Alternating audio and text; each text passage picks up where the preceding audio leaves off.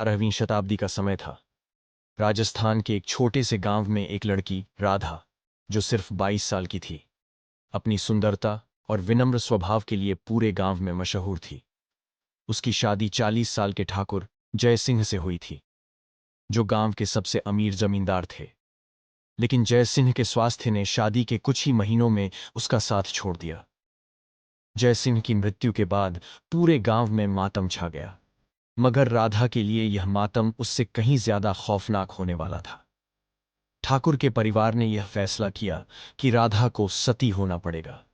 यह परंपरा गांव में सदियों से चली आ रही थी। इसका मतलब था कि राधा को अपने मृत पति के साथ जिंदा जलकर मरना होगा। राधा ने अपनी सास और अन्य रिश्तेदारों से इस फैसले के खिलाफ गुहार लगाई। वह बोली, मैं जीना चाहती हूं, मुझे दूसरा मौका दो। लेकिन उसकी आवाज को अनसुना कर दिया गया।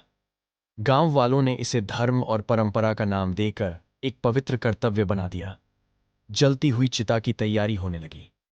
राधा को लाल साड़ी पहनाई गई, जिसे सती का वस्त्र कहा जाता था। उसे गहनों से सजाया गया, मानो कोई दुल्हन तैयार हो रही हो। लेकिन उसकी आंखों में मौत का डर साफ दिख रहा था। उसने आखिरी बार अपनी सहेली गौरी से कहा, क्या मेरी जिंदगी इतनी बेकार थी कि मुझे सिर्फ परंपरा के नाम पर मार दिया जाए? क्या मैं इंसान नहीं हूं?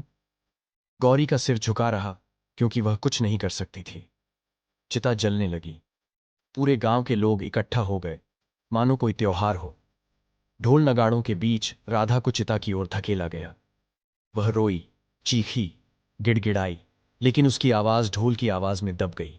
जैसे ही राधा को चिता पर बिठाया गया, आग की लपटें उसकी साड़ी और गहनों को छूने लगी। उसके चीखने की आवाज पूरे गांव में गूंज गई, लेकिन किसी ने उसे बचाने की हिम्मत नहीं की। कुछ ही मिनटों में उसकी आवाज बंद हो गई। गांव वालों ने इसे धर्म की जीत कहा। लोग प्रसाद लेकर घर लौट गए, लेकिन राधा के जलते हुए शरीर की गंध हवा में तैरती रही।